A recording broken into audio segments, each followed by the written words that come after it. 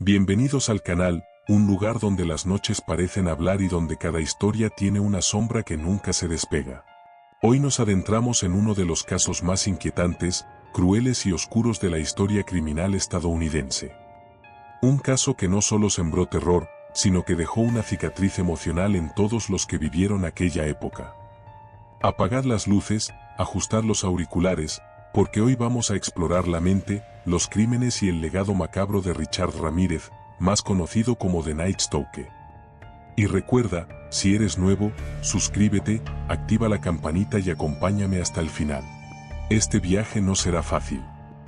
Para entender a Richard Ramírez hay que comenzar mucho antes de que Los Ángeles entrara en pánico.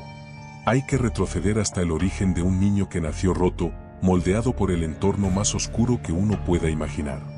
Nació en 1960 en El Paso, Texas, en una familia marcada por la violencia, el alcohol y los secretos que nunca se decían en voz alta. Su padre explotaba con un carácter impredecible, y Richard, desde pequeño, aprendió a escapar de los gritos escondiéndose en la noche. Pero lo que realmente marcó su destino no fue su familia, sino su primo Mike, un veterano de guerra que le enseñó las cosas equivocadas de la manera más traumática posible. Mike le mostraba fotos de atrocidades cometidas en Vietnam, y Richard absorbía ese horror como si fuera normal.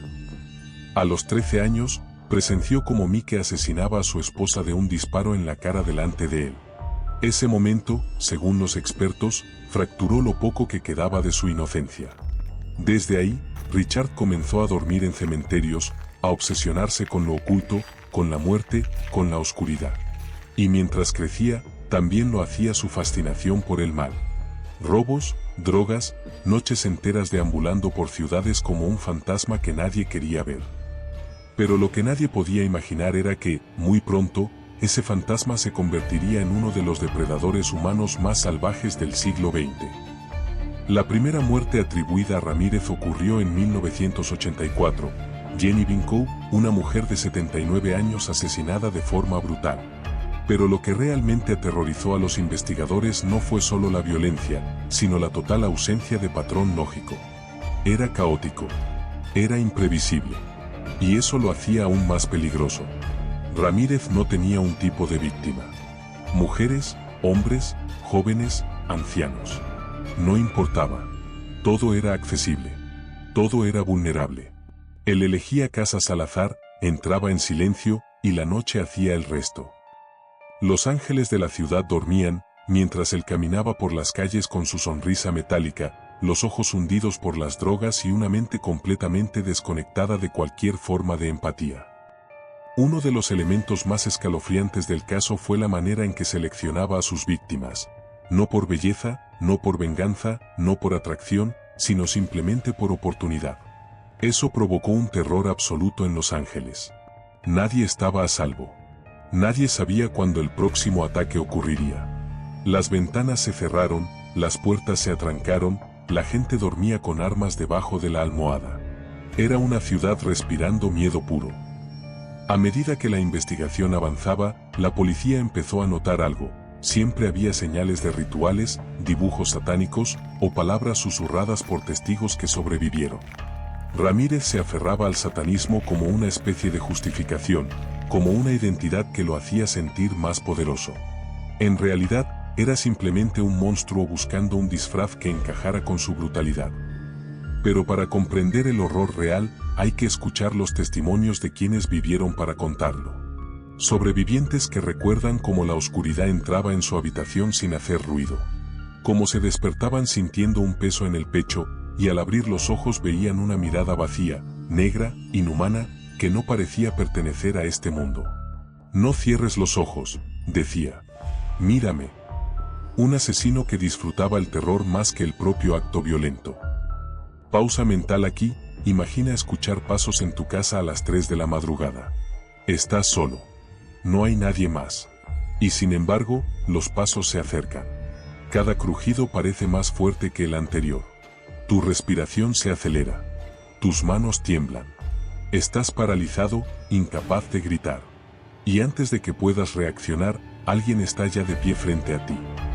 Esa sensación de absoluta indefensión es la que cientos de personas vivieron durante aquellos meses. Y es lo que convirtió al Night Stalker en una leyenda maldita. Durante 1985, sus crímenes aumentaron. Cada ataque era distinto. No seguía reglas, no dejaba una firma consistente. A veces utilizaba armas, otras veces cuchillos, otras simplemente la fuerza bruta. La policía estaba completamente perdida. No conocían su rostro, no podían predecirlo y no sabían cómo detenerlo. Y lo peor, él era consciente de su propio anonimato. Le gustaba. Disfrutaba la idea de ser un fantasma imposible de detener. Pero la suerte empezó a cambiar cuando una de sus víctimas logró sobrevivir y dio una descripción de su apariencia. Un hombre joven, delgado, con dientes podridos y una mirada tan vacía que parecía haber dejado de pertenecer a la humanidad hacía tiempo. Esa descripción fue clave para que la policía empezara a hilar el caso. Y entonces ocurrió algo inesperado, una huella. Una simple huella. Un rastro mínimo dejado en un coche robado que conectó a Ramírez con los asesinatos. Y cuando la policía publicó su foto, Los Ángeles estalló. La ciudad entera sabía quién era The Night Stalker. Y lo que pasó después fue casi cinematográfico. El 31 de agosto de 1985, Richard Ramírez entró en una tienda de conveniencia sin saber que su rostro estaba en cada periódico, en cada televisión, en cada conversación de la ciudad. Un grupo de personas lo reconoció. Y cuando él intentó huir, la comunidad lo persiguió. Literalmente. Vecinos organizados lo atraparon, lo golpearon y lo retuvieron hasta que llegó la policía. El hombre que aterrorizó a una ciudad entera fue capturado por las mismas personas que había intentado convertir en presas. Durante el juicio, en lugar de mostrar arrepentimiento, mostró arrogancia. Dibujos satánicos, sonrisas macabras, declaraciones solemnes dedicadas al mal. "See you in Disneyland", dijo en una ocasión. Su actitud era fría, distante, casi divertida. Como si todo fuera un espectáculo para él. Pero cuando se dictó sentencia, su destino quedó sellado, pena de muerte. Sin embargo, nunca llegó a la cámara de gas. Pasó el resto de su vida en prisión, donde contra todo pronóstico se convirtió en una especie de celebridad oscura. Recibía cartas de fans, regalos, propuestas de matrimonio, hasta que murió en 2013 por complicaciones médicas. Pero hay algo más inquietante que las muertes. Y es que, según algunos criminólogos, Ramírez no solo actuaba por violencia, ni siquiera por poder, sino por un deseo de experimentar un momento de dominio absoluto. Un instante en el que él era dueño de la vida y la muerte. Esa idea es la que verdaderamente hiela la sangre. Porque significa que sus crímenes nunca fueron impulsivos. Fueron premeditados, calculados y, en su mente, necesarios para sentirse alguien. Ahora, quiero que pienses en algo. ¿Qué hay en la mente de alguien que ve a una persona dormida, vulnerable, inocente, y siente placer en destruir esa paz?